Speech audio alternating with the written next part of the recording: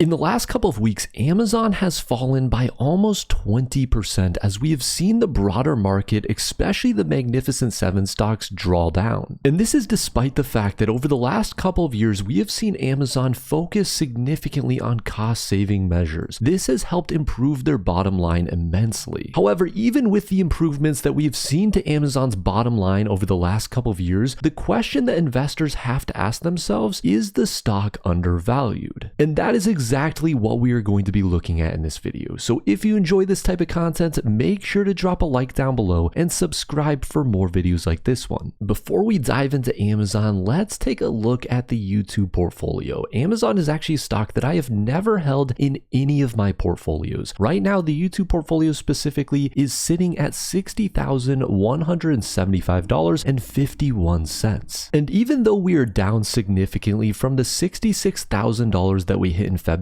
still year to date, the portfolio is up around 4.1%. And this is very strong outperformance because the S&P 500 is currently down around 3.7% year to date. And we've also outperformed the QQQ or the NASDAQ, which is down almost 6% year to date. And honestly, the reason that we are outperforming this year has to do with where our concentration lies. Right now, the majority of the portfolio is sitting in two major things. That is dividend ETFs and cash. Right now, we have almost $30,000 in two dividend ETFs, SCHD and VYM, and then another $9,000 in cash. Dividend stocks tend to do better in recessionary type of environments. That's why SCHD and VYM haven't suffered as much as a lot of big tech companies that have affected the broader market. What that means ultimately, though, is that now could potentially be a very good time to look at exiting some of these dividend positions, because when everyone is flooding into them, that's really when you want to start thinking about pivoting to actually more risk on type of companies. And that's where I've started to deploy some of my cash. We have seen recent buys in the YouTube portfolio in Microsoft and Google. These are two companies that I believe in for the long term. Google is one of the most undervalued Magnificent Seven stocks, and right now our position is actually down almost 2%. That's the only loser though in the portfolio, because other than that, we have Alibaba, Apple, Palantir, PayPal, SoFi, Supermicro,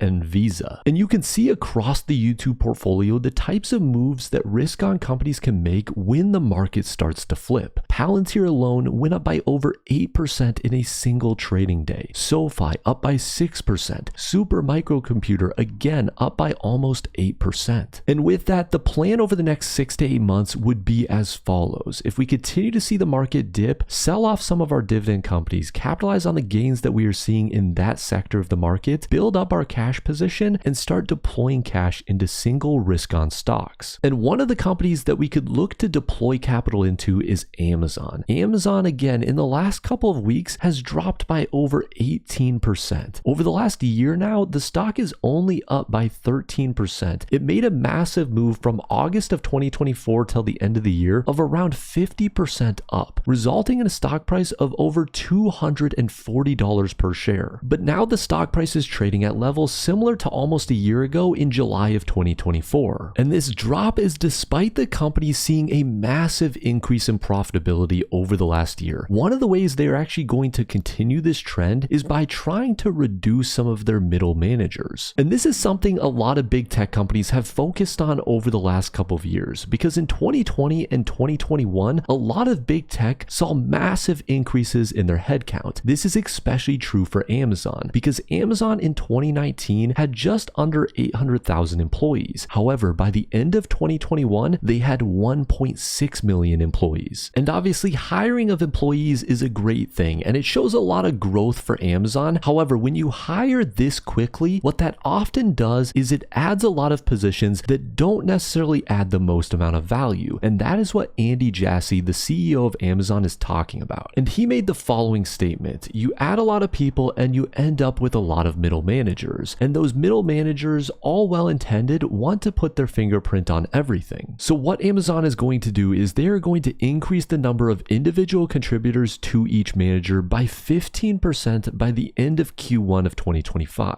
This will ultimately result in the cutting of around 14,000 management positions, saving the company between $2 and $4 billion.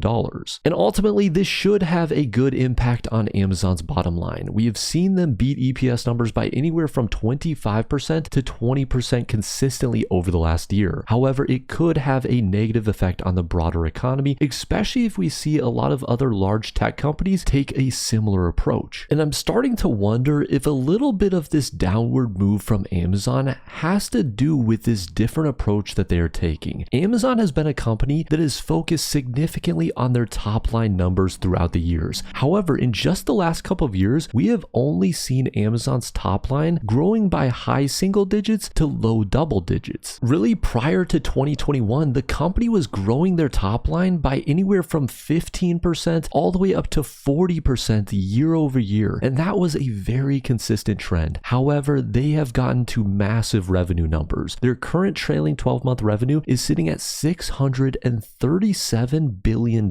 That becomes a lot more difficult for the company to consistently grow by 20%. And maybe this slowing growth of the top line has allowed Amazon to focus more closely on their bottom line numbers. In the most recent quarter, their GAAP EPS came in at $1.86. Now their trailing 12-month EPS is sitting at $5.53. That is up significantly from their previous high of around $3.24 back in 2021. And this is a natural cycle that all companies really go through. No company can grow at 20% indefinitely into the future. However, what it does result in is lower valuation multiples for the company. We are seeing that for Amazon right now because their forward P ratio is hitting a very low number of 30.03. And even on a trailing basis, they are now sitting at a 35.06, which is the lowest we have seen in the history of the company. When a company goes through this transition from being a growth-focused company to a bottom-line focused company, you have to look at it completely different. You can no longer pay as close attention to their top-line numbers. You have to pay close attention to both numbers, both their top line, which will determine their valuation, and their bottom line. Current year projections for 2025 have EPS estimates coming in at $6.34, low estimates of $5.52, and high estimates of $7.17. And for revenue, analysts are expecting this trend to continue of high single-digit to low double-digit revenue growth. What that results in is around $700 billion of revenue in 2025 and $771.5 billion of revenue in 2026, which is only around 10% growth each year. If you personally believe that Amazon is out of the growth stage of being able to grow their top line numbers by 15 to 20%, what that likely means is the company will now trade at a P/E ratio between a 25 and a 35. This is in line with a lot of other NASDAQ companies. They will no longer be trading at that 40 plus valuation. However, this is important to keep in mind that these EPS numbers will now matter a lot more. For underperformance in 2025, we had $5.52. That means that right now, Amazon has a valuation of 35.86, which means that if the valuation were to change to a 25, that would mean that the stock price could fall to $138. However, if it were to sit around this 35, then basically Amazon is sitting at a fair value right now. Inline performance for EPS would be $6.34. That would result in a current P ratio of 31.22. And again, if we were to see Amazon trade anywhere between a 25 and 35 P ratio, that would result in a stock price between $158 per share and $221 per share. And outperformance numbers would be $7.17. This would be a forward P ratio of 27.61. Again, if Amazon trades between a 25 and a 35, that would be a stock price between $180 and $250 per share. However, in my opinion, there is a world where we see Amazon continue strong top line growth. This would likely revolve on them capitalizing around AI technology in a good way that would result in strong top line growth, but also strong bottom line growth. In this projection, I am saying that Amazon would come through with earnings of around $6.15. This would be a forward P ratio of 32.19. I believe that if Amazon does this and they're able to grow their revenue by, let's say, 15%, they should trade anywhere between a 35 and a 45 PE ratio. That would result in a stock price of anywhere from $215 per share to $275 per share. However, when I'm looking at these projections and where Amazon could go if they do see slower growth, which analysts are expecting, I think that right now the stock is just too in the middle. There isn't enough margin of safety built in if we were to see Amazon outperform where I'm interested in buying into this stock. Because right now there's only about 25% upside to that $250 range and 30% downside to that $138 range. I would want to see the stock probably drop below 150 before I'd start getting really interested in Amazon and building out a large position. But remember, that is just my opinion. Don't buy a stock just because some random guy on YouTube talked about it. Make sure you are doing your own research and looking into companies that meet your risk tolerance as well as your time horizon. I hope you enjoyed the video. If you did, drop a like down below and subscribe for more videos like this one. And as always, have a wonderful rest of your day.